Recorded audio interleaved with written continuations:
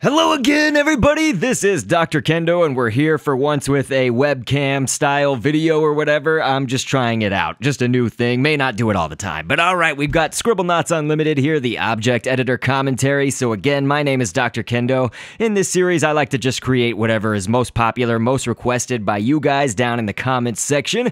And so, of course, leave your comments. Again, most popular, most requested is what will get made. Today, we're going to be doing the Lego Batman, as well as Robin from that movie. And so we started off with a hero as the source object, and we've got a mutant coming up right here. Take the back arm of the mutant right there, and that'll be for not only the front arm, the start of that, but also the back arm of our Batman. That's who we're going to create first, if it wasn't clear. And so I'm going to type in the letter C to use as the little hand. We did create Emmett from the Lego movie back in the days, and with that we also used the C as the hand for Emmett as well. It's just a very good Lego hand, I guess. And so here's the 29-page library. It's just basically a random assortment of like body parts and various shapes and things that's in Scribblenauts Unlimited. On the 19th page, there's like a cowgirl arm. It's like a back arm. Unfortunately, if you typed in cowgirl, it would not be the same, actually. Sometimes they are in the 29-page library with their counterparts in the real game, and sometimes they aren't. So in Scribblenauts Unmasked, you're just going to need to find a kind of a curvy arm to get this same leg shape. So you can see we haven't colored it in yet. We put down a bodybuilder torso, where the, I guess, torso would be for Batman here, because there's that kind of outline in gray of all of his muscles and things like that. The letter I is going to be for his belt, his utility belt there in yellow, as well as cardboard. The cardboard can be for the little satchels, I guess, on the utility belt. And a minus sign right now is going to be for the feet, so you can see that we did color that 19th page arm from the 29-page library. If you are in Scribblenauts Unlimited, you can just go to that 19th page and grab it from there. This is a circuit that we put down kind of in the middle for his belt. You know, there's a different sort of shape, I guess, there in the middle. And so I'm going to go with 2 dots. So the dot is actually going to be on those cardboard pieces from before for the little satchel, I guess, where it opens up, the little button. And so we'll take an oval now. You can either type that in if you're in Scribblenauts Unlimited. If you're in Unmasked, you're going to definitely need to do that. But you can also take it from the geometry library if you're playing in Scribblenauts Unlimited. We've got a bat wing coming up here. You just literally type in bat wings and you can grab one of those. And we'll do it twice, of course, for the bat logo there. That's within the oval. Dagger tooth is this fish. We can take the back end tail piece of that and start out the bat logo right there. I've made so many different Batmans in this series and stuff, so this is starting to become old hat with the logo. That's a very good way to create it without using a lot of stamps. But we will add in the stamp of a cone down for the bottom where the tail, I guess, the little pointy tail of the bat. And so we are next going to go with Irish moss, and the Irish moss can be for the bottom of the cape right there to add some frill or jagged parts to that cape. And so we'll name it Lego Batman and get ready to do the properties or the scripting and stuff like that. So basically, in the properties editor here, it's just where I like to read background information and fun facts because it's a lot of behind-the-scenes stuff. And so we'll go ahead and read about, of course, the Lego Batman movie, which is of 2017. It's a 3D computer-animated superhero comedy with Will Arnett reprising his role as Batman and several other big names voicing the various other secondary characters. It was released in the US on February 10th, 2017, and it received mostly positive reviews, grossing $298 million worldwide at the time of this recording. We won't get too plot-heavy here with the background information and fun facts segment, but we can at least just say, with the Batman references of old, as well as numerous about pop culture in general, Batman continues to protect Gotham City in the Lego universe. During his latest mission, of course, to stop the Joker from destroying the city, he hurts poor Joker's feelings by telling him that he's not as important as he thinks he is. And with the Joker wanting ultimate revenge on Batman, he ends up crashing the party with many, many other villains, and thus the plot only will thicken after that for what happens next. So check it out. I still have not seen the movie, but clearly for this series, there's just a certain amount of research that I have to do. But if I somehow have the time, I will make my best attempt to go see it. We've reached the stamp limit for the body, so we are going to create the head separate from the body right here. So we did start out with the head as the source object, of course, to get the Lego Batman heads piece right here going. And so oil vent is what I'm going to type in for kind of the main shape of the mask and stuff, the main main head shape, and we're going to paint that all the way black. So if you take like the darkest black you can get, black as night, then you can get rid of any of the little shading and detail and stuff in an object, like these wedge pieces that we typed in after that for both sides of the mask, just to sort of square it out. Those wedge, actually, they have like that white line of shine, I guess, kind of going down them, and right now I'm leaving that in just so we can see where our wedges were placed. We will color those all the way black at the end, or somewhere along the line, I guess. Tofu is what we typed in after the wedges, and the tofu is like the opening in the mask right there where you can see Batman's skin. Swordfish, we can grab down there the little fin, I guess, the swordfish, and that'll be for the horns, and so that's looking good. We should actually say that that was the top fin of the swordfish, so not the little bottom middle fin or anything like that, but you probably noticed. A goldfish, we can take the bottom fin, though, of the goldfish all the way down at the bottom of it, and that can be for the eyes. We will make a few sizing adjustments and position adjustments, so do not worry. A dunce cap, we just need to place everything in first. That's generally how it goes.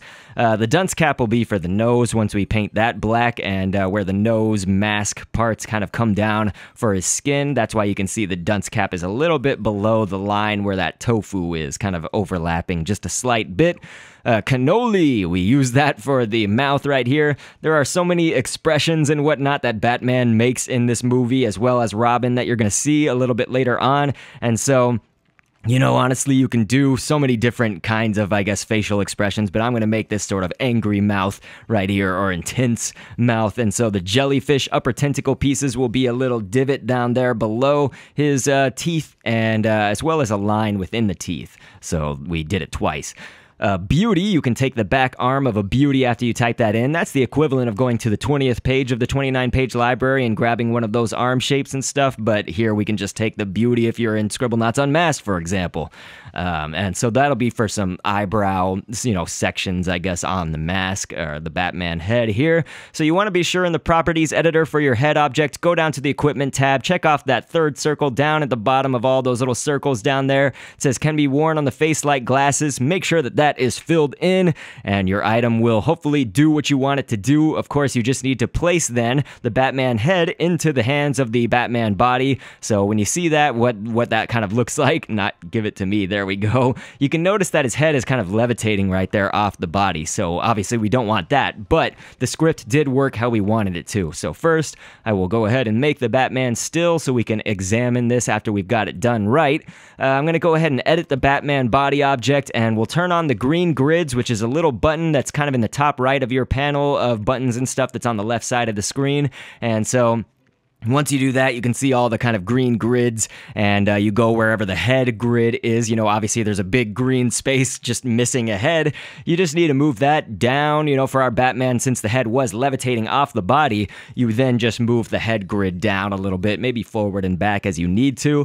And so we'll start off with the hero for the source object of course, Robin, who we're going to create next, and use a fez, just like we did with Batman earlier, but the fez will be sort of for the main torso body piece of it, and the letter I is what we've done in green, basically, down here below the fez, and so that'll be for another part here, lower midsection, I guess, on the body, and so then we'll go with that same 19th page on the 29-page library, grab that arm, looks like it's a cowgirl, I can't remember if that's what it was or not, and that's going to be for the legs of Robin as well, just like our Batman creation. And so I'm going to go here in the color pattern and texture library, I should say. On the 6th page, there is this texture little piece that we use for the cape, and then painted over that yellow, just so that there's a little bit of dots and sparkly, just texture in general. It looks a little bit more cape-like for Robin's cape here. And we're going to go with the minus sign. Now, his boots are a little bit taller than this in the show, in the movie, I guess you should say, but unfortunately I think stamp space is going to be our limiter right here, so we're not going to be able to make the full kind of image of the boots in lieu of including other things. So a cryptozoologist, I just took the back arm of the male cryptozoologist, and that's going to be the start of Robin's arms here on both sides, but then we're going to go with that letter C once again to be the hands here, the little Lego hands. This is awesome. And so now we've got a golf ball that we're going to type in in next, paint that all the way black, put it down here kind of on the chest but to the side a little bit. That's going to be for the circle, where then we can type in R and have his little R logo in there. So that's looking good too. And so next, we'll go ahead and use a flying fish, not flying fid, there we go, flying fish, and take that tail fin right there for, we're going to do it twice. It's going to be for these collar pieces and stuff. It's in essence where the cape is actually kind of coming over and tying with the neck. I forgot I can show you guys things on webcam, you know, when I'm doing this instead of having to just vocally explain everything. Triangle we put down there with the flying fin, tail fish pieces or whatever, tail fin, I should say, not tail fish. And we got a cuttlefish. That's what I was trying to say. The cuttlefish, we took kind of that long, thin, little tendril arm piece, and the letter I for the belt on Robin as well, but we've got that same golf ball piece twice for the middle of the belt, and of course you hopefully saw that the stamp limit thing came up right there, so we did actually exceed the stamp limit. If you're not aware of Scribblenauts Unlimited and all of its little ins and outs, there is a limitation to how many stamps you can use. So basically everything that we're putting on to create our object is a stamp, in essence, and so you only have a limit. And that's why, again, we create the head and the body separately. And so here you can actually see we've got our Robin head design all down and done right here. So circle was kind of for the big goggle pieces, the round part at least, as well as the eyes, the color of the goggles and everything, and the black within the eyes, you know, the pupil down there. But then there's also that little shine, which was a dot, and that's green, of course, because it's behind the goggle lenses.